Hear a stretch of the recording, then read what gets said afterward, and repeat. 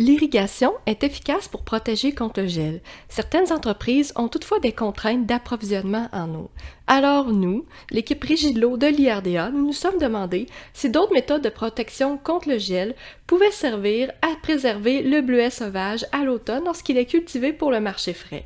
C'est ce que nous avons testé dans ce projet pilote et cette présentation est le format résumé du projet. Allons-y! Pour allonger la période de récolte du bleuet pour le marché frais, qui est à l'automne, au moment où le risque de gel augmente, il faut protéger contre le gel. Or, c'est quelque chose qui n'a pas été beaucoup testé au Québec dans le bleuet sauvage. Il faut savoir que la culture, elle est fauchée une année sur deux pour permettre de stimuler sa productivité.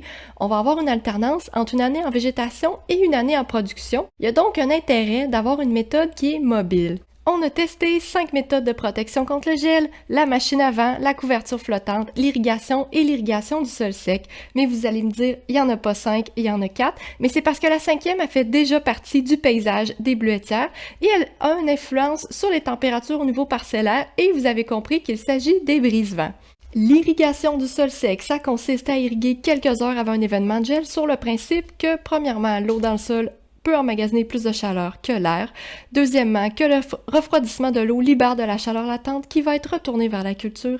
Et troisièmement, il y a quand même des pertes radiatives et aussi via l'évaporation de l'eau présente qui utilise la chaleur latente du milieu.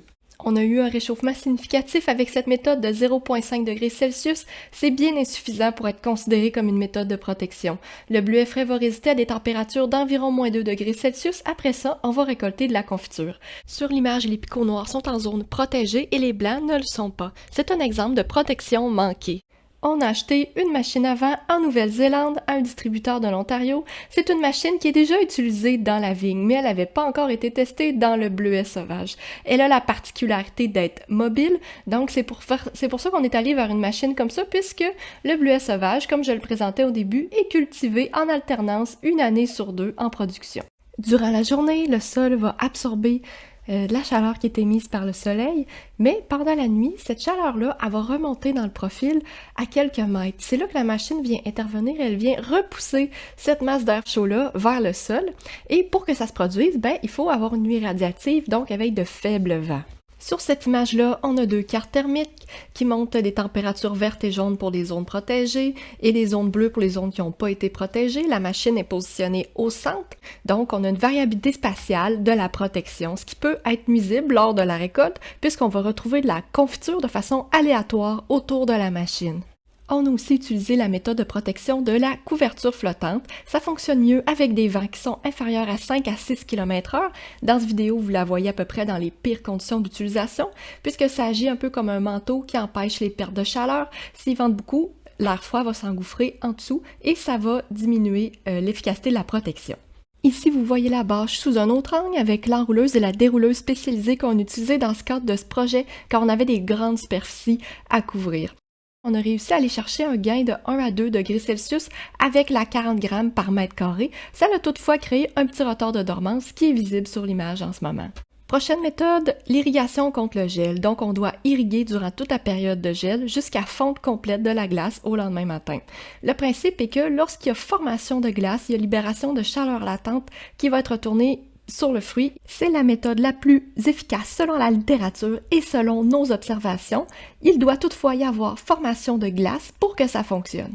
Mais comme il n'y a rien d'infaillible dans la vie, il est arrivé qu'on échoue avec cette méthode de protection-là. On a rencontré des fuites, du colmatage, et la solution pour réussir à régler ces problèmes-là, c'est vraiment de faire une surveillance nocturne. Et dans le cadre où on testait ça pour le bleuet sauvage, ça peut constituer un risque pour les entreprises. Vous voyez d'ailleurs une carte thermique où la majorité des gicleurs ont permis de maintenir la température à 0, mais on en a un qui est déconnecté en vert et on a atteint des températures à moins 2 degrés. Les brise-vents font déjà partie du paysage des bleuetières et sont principalement implantés pour empêcher le gel hivernal, donc ils vont permettre une meilleure répartition de la neige. Toutefois, lors du projet, on a observé qu'il y avait une forte influence sur les températures locales et cela est dû au fait que le brise-vent près de lui-même, il va influencer le bilan radiatif, donc ça pourrait être plus chaud près du brise-vent et je vous explique de quelle façon. En commençant par un gel radiatif sur un terrain plat. En fait, les haies vont venir contribuer au bilan radiatif et de 1 fois à 2 fois la hauteur du brise-vent, selon la théorie, ça va être plus chaud près des haies. Mais cela va changer si j'ai un terrain qui est en pente. Et d'ailleurs, je dois vous dire qu'un gel radiatif, c'est un gel qui est caractérisé par des faibles vents. Toujours dans un gel radiatif, mais cette fois-ci lorsqu'on est sur un terrain en pente. Ici, j'ai des haies qui sont imperméables, donc il n'y a pas beaucoup de porosité qui permettent aux masses d'air froid de passer au travers. Il faut voir les écoulements de masses d'air froid comme la mélasse qui se déplacerait sur un plan incliné. Donc, si j'ai une haie qui est imperméable, comme vous pouvez voir sur l'image, la zone en amont de mon obstacle imperméable va être la zone la plus froide et la zone qui se trouve à être en aval va être la zone qui est la plus chaude. Dans un contexte où j'ai encore des écoulements d'air froid sur un plan incliné en gel radiatif, mais que mes haies sont perméables, donc il y a assez de trous dedans pour permettre aux masses d'air froid de passer au travers, à ce moment-là, on retourne comme à la situation initiale et la zone la plus chaude va être celle qui est près des haies. Si maintenant j'ai des conditions qui sont advectives, donc caractérisées par des forts vents, si mes haies sont perméable, ça va faire un brassement des couches d'air et je vais avoir des températures qui sont à peu près uniformes partout.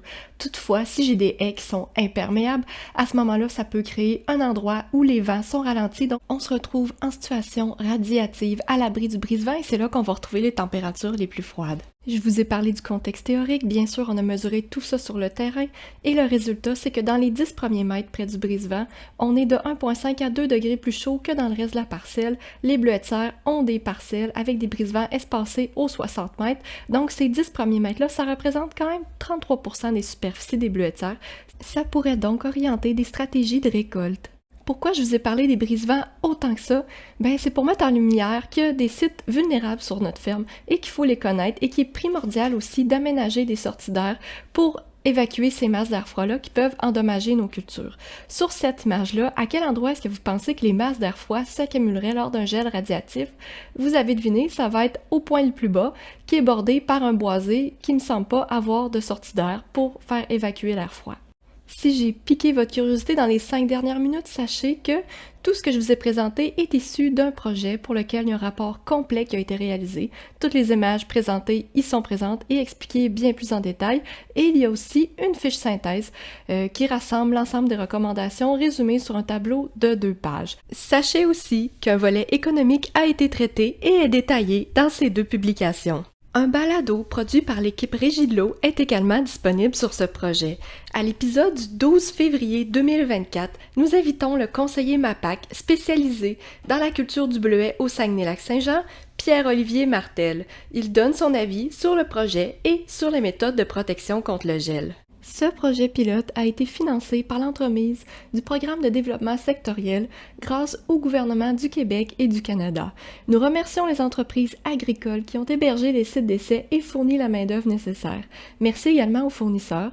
De nombreux membres de l'IRDA ont participé à ce projet qui était mené par l'équipe Régie de l'eau. Nous remercions également la contribution des conseillers du MAPAC et de leur équipe qui ont participé au projet.